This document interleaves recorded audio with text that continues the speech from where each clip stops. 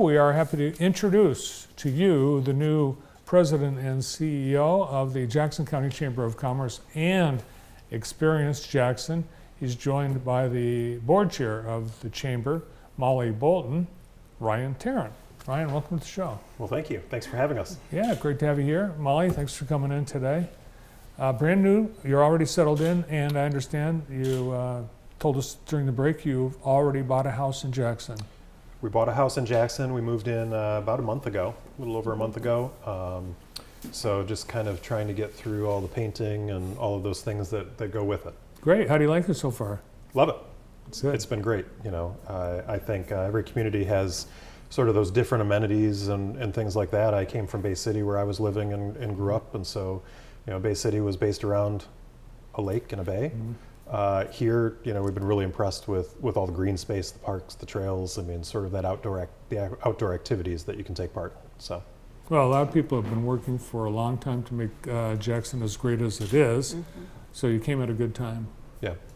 Good. Well, I know you guys had somewhere over 100 applications. Nearly 200. 200 applications. Yes. So you did a nationwide search. Yes. To find your next chamber CEO. head. First, I'm curious, why did you search such a big geography? What was the challenge to find? So we actually did this when we hired our previous CEO as well. We wanted to find somebody that had CVB experience or something similar for Experience Jackson, because we really have a two-part job here. It's two jobs, yeah. Different skill sets, and we wanted to make sure that we were finding the right person who really wanted to put their feet into both of these positions and be in Jackson. So I was glad to see you found someone from Michigan. Yes, me too. I think it's hard to bring someone in from out of state. And that was certainly going to be a consideration if that's what happened. Was a very stirring conversation about what that looked like. But so you are pretty familiar with Jackson. You worked for Business Leaders for Michigan. I did. Which has some of its start right here at Consumers Energy. I think the leadership of Consumers was part of starting Business Leaders. It was. So Business Leaders started in 2009, came out of the old Detroit Renaissance organization, and became the statewide business roundtable. And so, you know, you do have, you've had significant leadership there from Consumers Energy and other companies in town, Dawn Foods over the years, and Alro Steel. So, you know, so have some familiarity with that. And then, you know, on the chamber side, you know, had run a Chamber of Commerce in Bay City. And so had that experience as well, in addition to kind of what was my first career in politics and government. So yeah, you worked in advocacy and Mm-hmm. ran some offices for some state reps and U.S. reps. Mm-hmm. And I was interested to see some of your accomplishments in Bay City as the head of the chamber there. You got more than $1 million in public funding for talent attraction and retention, and that's something that we think is an issue here in Jackson. Mm-hmm. Yeah, it's really, I mean, it's an issue here in Jackson, it's an issue in Bay County, and it's an issue statewide. You know, the governor has a population council now that is looking at growing our population. Our company need that talent base really for employees, and so what we created in Bay City was a talent attraction workforce development program that, you know, when we looked at it, you know, there's a lot of great storytellers out there and great stories in every local community, you know, Jackson included. And then you have people doing great work on the workforce development side, but until you can connect those two and tell your story, but also, you know, what's that action item of, hey, there are jobs here, there's, you know, opportunities and a great quality of life, you know, there's a little bit of a disconnect. And so trying to marry those two things into, you know, Bay County is the oldest county by average age in the state of Michigan. Really? So yeah, we have it's 60 plus, I believe, last time I looked. And so, you know, looking at how do you draw the younger crowd in to purchase those houses, to want to live there, to want to take a job there, and understand that quality of life. And so, we created that through the American Rescue Plan funding that, cities and counties around the country received. And it was north of $1 million for a 3-year program. And then, on top of that, we were raising some private dollars from local companies, universities, and that sort of thing. So, yeah. Molly, does having a new CEO, does it give you a chance to change the focus of what the chamber is and does? I think that it helps us just focus harder on what the important things are. I think the advocacy work is something that we have talked about, and one of the reasons that Brian was appealing to us is the chamber should be supporting things that are pro-business, and that is work that he is familiar with, and also really fine-tuning our strategic plan going forward, how to serve our members well, and what kind of content and advocacy we can give for value. And the chamber has a PAC that supports, and that, I think that's become an area where it can be uncomfortable for people, members that see, well, oh, you're supporting a Republican Senate candidate because he's pro-business, as you've determined, but I'm not a Republican, so you've got potential to disconnect membership when you take those kinds of advocacy stands, right? You do, and I always look at it from a pragmatic perspective. I mean, I've always thought, you're willing to work with anybody on good policy, and it doesn't matter if they're Republican, Democrat, or something else. And if you can find those areas of agreement and commonality to work together on, I think that's helpful to building those relationships and actually accomplishing the goals of, creating a great business climate, a great place to start a company or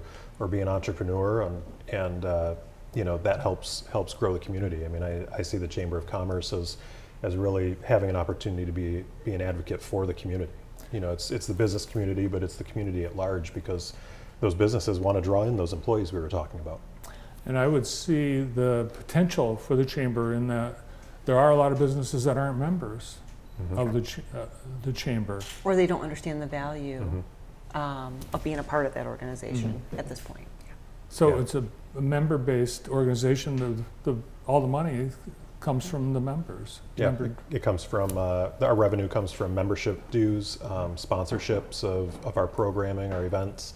And as we take a look at what those programming and events look like, and sort of lean into the advocacy work that we're going to do, I think there's a real value for the current businesses that are members, and also those people that are thinking about where do I want to spend those dollars, and where does that investment take me the farthest.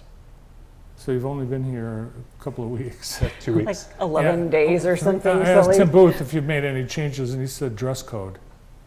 But you're not wearing a tie. I'm not wearing a tie. I sort of got away from the ties when Governor Snyder was in office and stopped wearing ties, because at the time I was working in Washington, and they do have a strict dress code, but I kind of thought, hey, I'm from Michigan. Why do I have to wear a tie if our governor doesn't? Although I will say I was a little bit scared of the speaker, so I'd always keep one in my pocket just in case.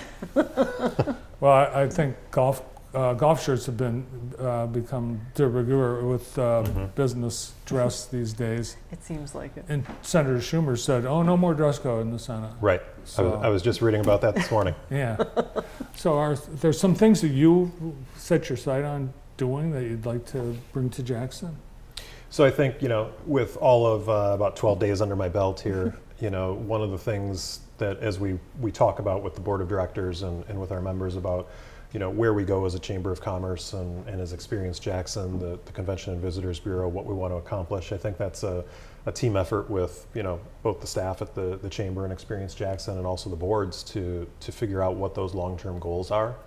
But in the meantime, I mean, leaning into that advocacy work, I think really provides a value to those members. And some of the best advice I've been given is, you really want to do the things that are in your skill set, excel at them. And so, for some it's marketing, for others, it might be something else. And since I have some experience in that, I think that's an easy one for me to kind of dive into from day one. You're also the head of the Convention and Visitors Bureau, aka Experience Jackson. So is Jackson, do you look at Jackson as a tourist destination? What kind of tourist destination? Well, I mentioned, where I came from, it was a big lake. I mean, we have lakes here that people come and visit. I think, that outdoor experience, as I was leaving the region I was living in, I have a friend who's a big golfer, and he said, hey, let me know when you want to go golfing down there. They've got some great courses. So you've got those different amenities, all of the outdoors, the river. I see people driving through with kayaks all the time. So I've still got to look for one of those for myself. Yeah, well, you can buy them right here in Jackson. Yeah. And I just heard a friend of mine bought a foldable kayak. Really? Oh, I've not seen Yeah, I those can't yet. pick. I don't know. Interesting. It's in his trunk. I just think I it need to must see leak. that. Does he It seems like it would. does he wear it like a backpack? He could, Maybe. but Okay. it's in his trunk. Interesting. Yeah, I don't know. I'm going to look at it. So remember, Molly, at one point we thought to attract visitors to Jackson, it's our birds. We have birds, and we put those on billboards, and we did birds this and birds that, and that we discovered everybody else Else has has birds too, right? Yeah, I don't think there's one magic bullet, to bring people in. I mean, I think it's almost a micro targeting of different subsets and what those activities look like. You have the festival, the faster horses, and the race at MIS, and you've got all of these different outdoor activities and different festivals, and so it's really finding what is that niche and how do we draw in for each of those individual things versus thinking about, well, we can bring everybody in with one thing. All right, did you get your family buy-in on this? I did. Yes, I mentioned to you, my wife told me I'm going to die in the house that I just bought, so she's never moving again. That's great. Tell us a Yeah. little bit about your family. So I have my wife Cheryl is here with me. Just the two of us. We're empty nesters now. We have one in college in Grand Rapids at Aquinas in an elementary education program, and then our son actually lives in Port Huron on the other side of the state. Oh, so cool. he's 22. Cool. So. So what did your friend say when you told him you were coming to Jackson? Actually, my friend was just down this weekend, and the first thing he did when he found out was texted me and said, hey, do you want to go to the Michigan game, and then I can stay at your house afterwards because you're closer than me. Yeah. So, We're close to everything. That's right. Another cool part about Jackson. Yes. Yeah. We do on game days. There are a lot of people Yes. that stay here. Yeah. Yes. And I've noticed. I mean, it's a great quality of life down here. The people have been great. I noticed it when we came down before I interviewed for the role, before I accepted the job. Spent some time down here. And then moving into the community a month ago, everybody's been incredibly helpful and warm and welcoming. So Yes, we're known for being nice. We are. you're taking Midwest nice to a new level. Yes. We do. Yes. We're proud of it. We're proud There you of go. it. We're Yep. proud of how we treat our neighbors and our guests. And Yes. I think that's something that is great for a community to be proud of. And I think people are concerned that the population is leaving Michigan. A couple more years of global warming effects, I think we're going to start to see some reverse on that.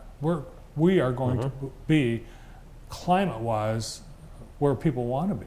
Well, we really have like a climate stability, I guess, is what you would call it, right? Because we don't have hurricanes and those sorts of things. You can stay inside in a blizzard and stay relatively warm. And we don't get a lot of blizzards downstate No. really anymore. Not anymore. No. No, A few it's ice storms now and It's then. not like up north. No, Knock no. on wood. Yeah. Yeah. So you've discovered some places to eat, and you've been Trying. around. I think I've eaten at one place twice, but otherwise, trying to make it through sort of all of our various members at the chamber and the different places in town to kind of see, what everybody has to offer. So. Last time I was in Bay City, it's been decades. So what's the star attraction? What is bringing all the seniors to Bay City? Well, it's an old blue collar town, and so a lot of people didn't move out, and as they've retired from General Motors and other manufacturing or other jobs, they've sort of stayed there. So now it's bringing in younger people is the goal. Well, we welcome you to Jackson and to JTV. Thanks for coming in today. Thanks, Bart. Yeah. Appreciate it. Good luck in your new roles. at the Chamber and Experience Jackson. Thanks to the chair of the Chamber, Molly Bolton, downtown business person, just down the street. Right across the street? Right across the street at Edward Jones. And new president and CEO, Ryan Tarrant. Up next,